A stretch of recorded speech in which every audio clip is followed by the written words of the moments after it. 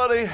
Terrence Popp from Indoctrination.com with another episode from the Lair. And I got a lot of emails in regards to the Army stories, and you guys really love these, I guess. So I told you last time about me doing the 2-mile run or 2.5-mile run to get the letter of acceptance to get into the Ranger Battalion. But before you can actually get into the Ranger Battalion, back in the day, in '88, you had to go through R.I.P, which doesn't mean rest in peace.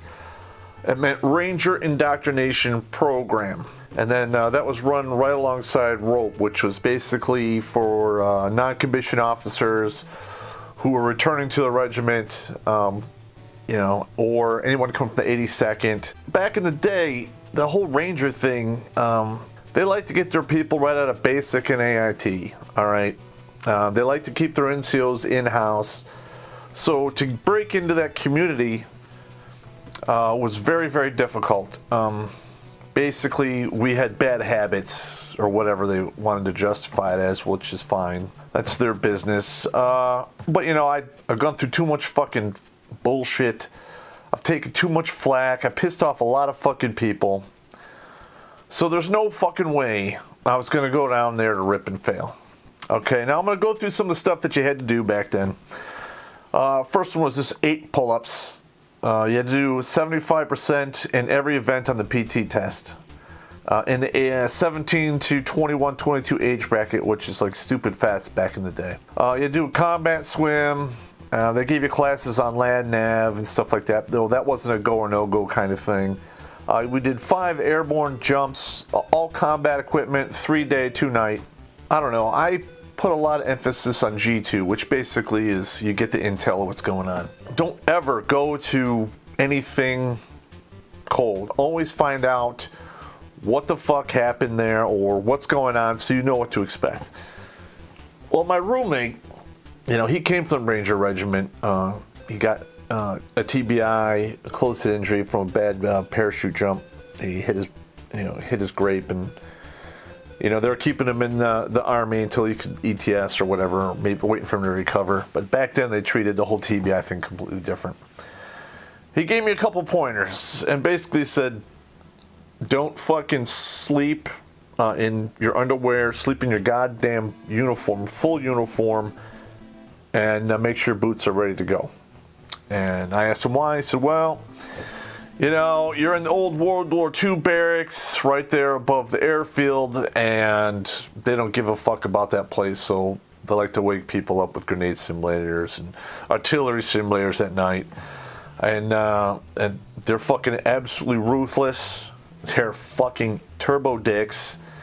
And just do exactly what you're told. Show up with the equipment that you need, because they're not going to cut you down a fucking rope of slack. They will fucking kick you out for nothing. Especially, you come from the 9th Infantry Division, you're a leg in their eyes, and they're going to hate your fucking guts.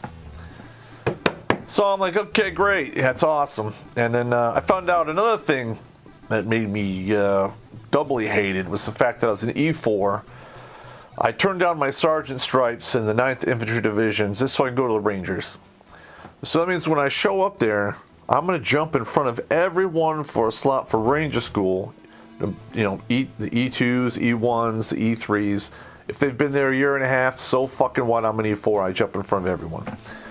So I knew going in that it was going to be a hard sell, and they're going to fuck with me. Okay, got it. All right, so, I show up there. I bring my normal equipment. They have a shakedown in the beginning. And, even though my equipment is exactly like everyone else's equipment, they are like throwing my shit all over the place and telling me it's all fucked up and blah, blah, blah, which it wasn't. They're just fucking with me, and I knew it. So I picked up my shit. We went in the barracks. We did our deal.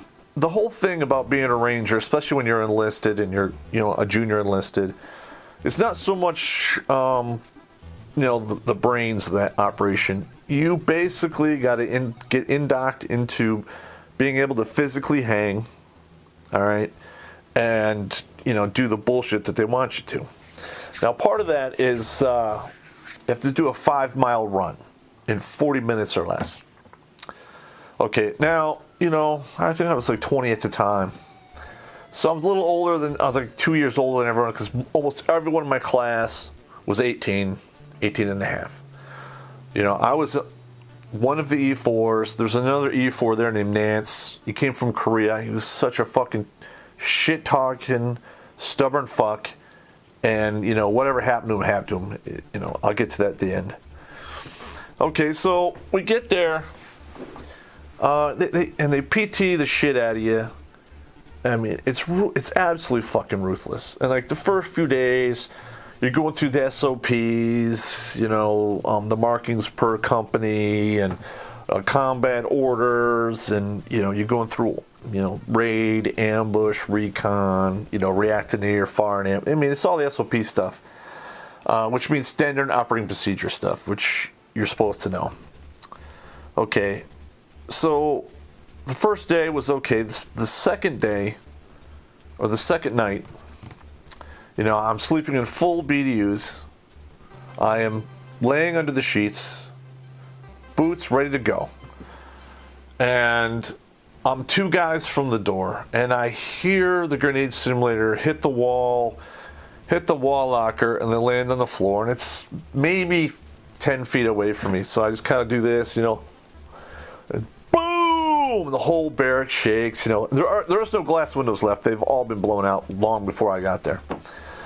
I get done, I put on my boots, and, they're like, form up out front. And I'm like, okay. So, I got my boots tied. I'm in full BDUs. There's like 3 other guys, which are basically in full uniform. And everyone else was basically a hodgepodge of uniforms, to include, underwear, and there were 2 guys showed up naked. And it was not going to go well for them, because, they wouldn't even let them get dressed. They let them have their boots, and that's it. Like, you fucking come out how you are. I mean, they were not kidding around. So, we go out there, right face, double time. We run out to this fucking big wood chip fucking torture session place. And it was about 10:30 at night. And we did PT, calisthenics and grass drills, on your belly, on your back, get up, get down, get up, It went on for like 4 fucking hours. 4 fucking hours. Now, those dudes who were naked were all fucked up by the red ants that are down there. I mean, they're just getting fucking ate the fuck up. Do they fucking care? No! Fuck you guys. So, and they would always, like, every night they would fucking come out, and they want 8 to 5 people to quit. And they'd literally be like, we're not stopping till 3 more people quit. And that would go on for like 4 hours a fucking night. Sometimes fucking even more if nobody would quit. Because we started off with like 121, 125 guys in my particular R.I.P class. Now, the R.I.P used to be run at the battalion level before the regiment was brought into being in like the mid 80s. And so this program was not actually that old. Maybe the second year was in operation. And I mean, my heart goes out to anyone who went to R.I.P when they were in, just when the battalions ran it, because it was no supervision. It had to be even more brutal. I mean, and I understand to a certain degree, you got to make it tough, because you don't want everyone to fucking be in there, If somebody quits or doesn't make the standard, they fucking die. And people around you would probably die too. I'm drinking water, not booze. All right, so that night we had like 8 people quit. The second night, I don't know if these people don't learn from the first night. I don't get it. The second night I go out there, I'm full uniform, boots ready to go. There's like 4 or 5 other guys that are now in full uniform, because they learned from the power curve. And there's still fucking naked people coming out. What the fuck is wrong with you people? I mean, goddamn. You want to talk about stupid? But this was absolutely fucking hilarious. All right, even though it was fucking sadistic, but they fucking march us out to the road, going down to the airfield, and we got to do the fucking leapfrog over the guys in front of you, and we're on one side of the road, and there's like 100 fucking people, and you're in the back, you leapfrog over everybody, blah, blah, blah. And 4 or 5 of these dudes are fucking completely naked. So literally, you bend over, and the guy's jumping over your back. You can feel his nutsack, like, rubbing on the back of your head. You're like, God damn it. What are you going to do? And, like, people are driving up and down the hill, beeping horns. Dudes are fucking naked as fuck. They don't fucking care. All right, if they don't care, I don't care. Fine, you whatever. So, they do that. And then they start off at the end of the week. You do your first 4-mile road march. You got to do an hour or less. Okay. And we're all lined up on the road, and, you're doing your deal. Now, these are all new guys right out of basic and AIT. They don't know how to fucking road march. And they always put me in the back on one side of the road and Corporal Nance on the other, because in the back, you get punished because you're always fucking running, right? I knew it up front. I'm like, okay, these are new guys. I'm running. All right, this Corporal Nance is over there fucking yelling these guys to fucking get in a pace, and I'm like, dude, fuck you. They're gonna just go, man. You better be ready to run. So we did that. There's 2 4-mile road marches, 1 hour or less. I made those. People are getting caught all the time. It's just getting whittled down and whittled down. All right, and you do a 6-mile, and you got an hour and a half to do it in. And this is above and beyond PT. You're doing PT in the morning, and then they always do the road marches, usually in the heat of the fucking day, because that's like a good time to do it, I guess. Fuck it. So finally, we get to the 8-mile road march, and we road march out to this one range, right? And I know in the back of my head, I'm like, okay, I've gone through all my water. I'm looking around. All right, we're at the 8-mile part. I did my pace. I know I'm at 8 miles, and I'm looking around. I don't see any water. I know without water, they're not going to walk us back fucking 8 more miles to the barracks. This is not going to happen. All right, I've been in the Army about 2.5 years by now, so I'm kind of familiar with what they can and what they cannot do. So, we sit down, we rest for 5 minutes, then they fucking, they get up, all right, tighten up your boots, put your packs on, we're marching back. And I know we're not fucking marching back. So we start marching back, and I think 6 or 8 guys fucking quit. And they walk us around a bend, and they're the fucking cattle cars to get in. And I'm like, God damn it. You guys are fucking idiots. Go back to the barracks, do our fucking deal. All right, and then the 5-mile run. Now, this is probably where I came the closest to actually falling out of it. And the way they ran it was this. We get in, formation. We start double timing. And they literally had a new guy about every mile and a mile and a half. So one guy would call cadence and run us at fucking full speed, and he would tag off, and another fresh ranger would run us another mile, and he'd tag off, and it went like that for 5 fucking miles. 5 fucking miles. I think we ran it 36 minutes. That is fucking flying. We lost an assload of people on that right there. And I was close. I was 5 feet from the end. I'm like, and I made it. Fuck. But that was a bad one. And then, fuck, dude. And then the final road march is a 12-mile. You have to do that in 3 hours or less, right? So it's the same fucking bullshit. I'm on one side of the road. Nance is on the other side of the road. We're 2 or 3 days from the end. And I look over at him and I go, dude, I hope you're prepared. We're going to run this entire motherfucking 12 miles. And again, he's with, no, they'll settle into a rhythm. I'm like, all right, fuck you, guy. And, it's the accordion effect in the back. You fall way back, and then you run, and you fall back. So you're running the whole time. Well, Nance didn't make it. He fell out somewhere between 8 and 10 miles. They fucking put him there off the legal end. He went. Fuck him. He's an idiot. Didn't listen to me. Let's see. We covered the midnight smoke session. Yeah. Grenade sim. Oh, fuck. This is a good one. All right. We lost some people when we do the airborne operation. All right.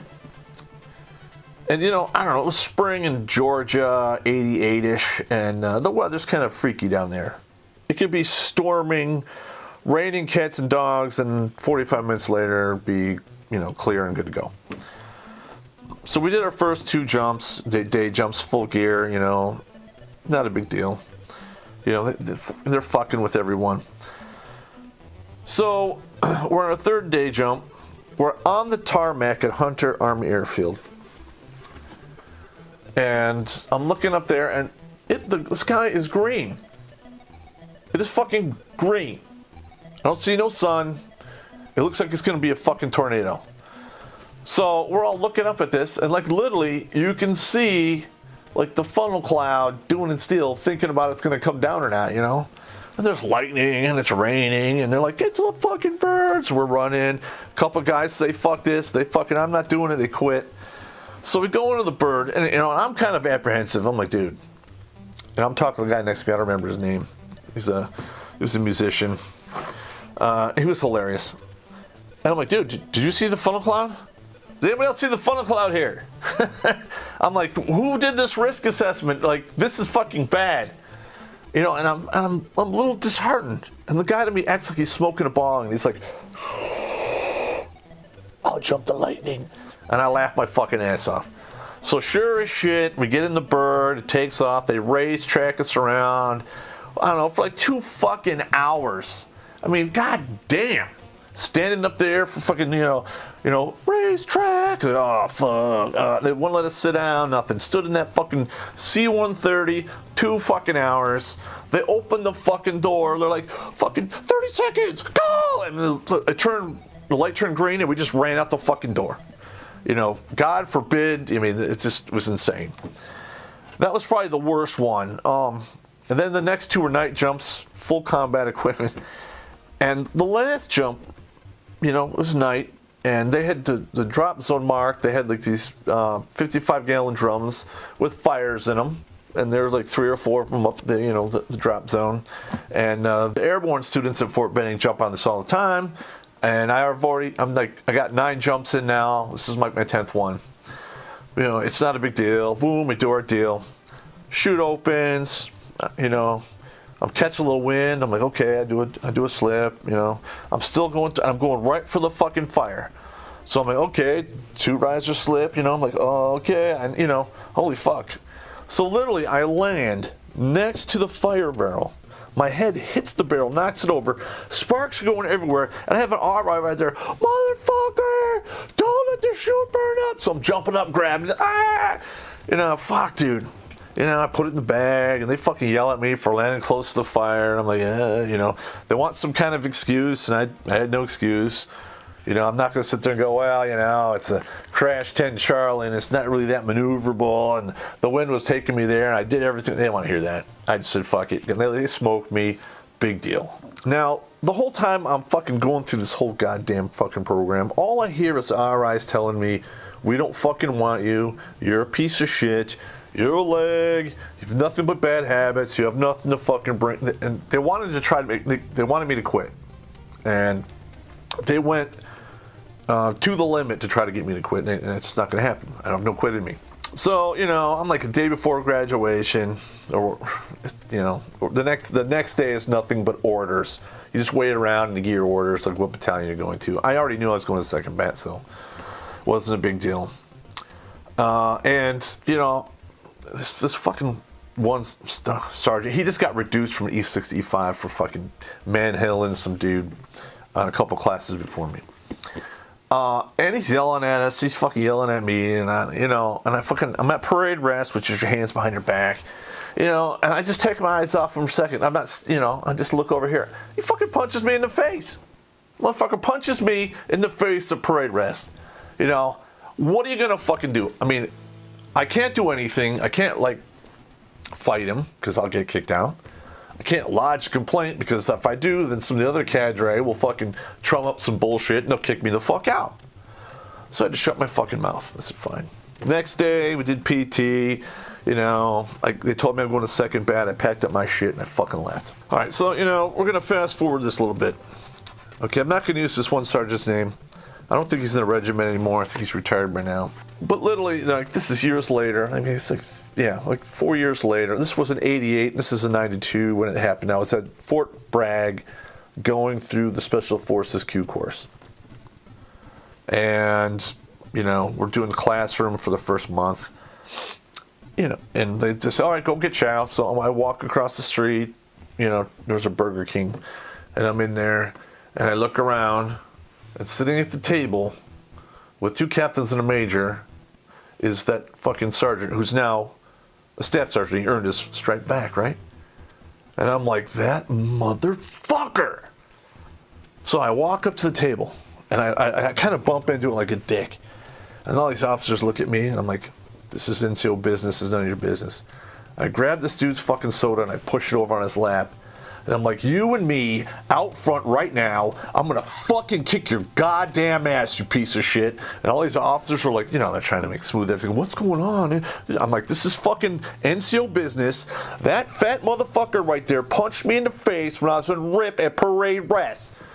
And he's like all flustered, and I fucking turn around to everyone in the fucking, I go, this sergeant here punched me in the face when I was at parade fucking rest. I'm challenging him to a fucking fight, and he won't come out and fight me.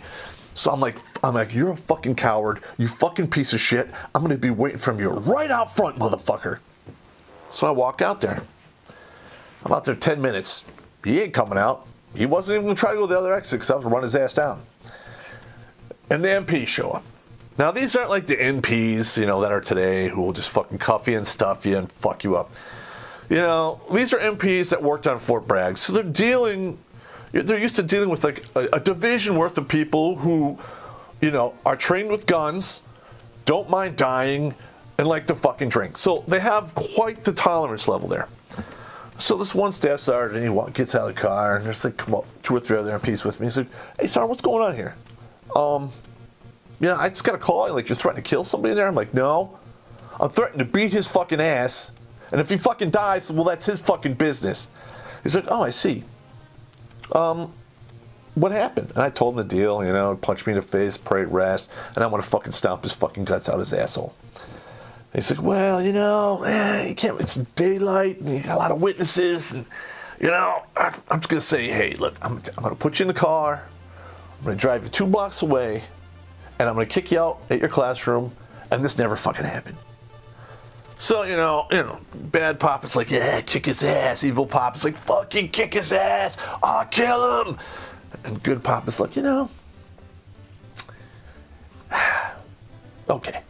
I got in the car, drove me 2 blocks up the road, let me out, went to class, and that was almost the end of it. Halfway, like an hour and a half later, it's like, I say 2:30. The Sergeant Major comes in. He's like, Pop, come here. He pulls me outside. What the fuck happened at Burger King? I told him the deal. I was in RIP. The guy punched me in the face. I challenged him to a fight. He wouldn't come out and fight me. Fuck him. He's going, oh, what? He fucking punched you in the face? I'm like, yeah, what you doing here in Bragg? I'm like, he's going to Halo School. Not anymore, he ain't. So the Sergeant Major went over there, fucking talked to people at Halo School. This guy's a fucking piece of shit. Washed him out. Career over, I believe. I don't know what happened to him after that. He should have just came out and took the ass whipping. Anyway, this is Terrence Popp. Hope you like the story. Take it easy.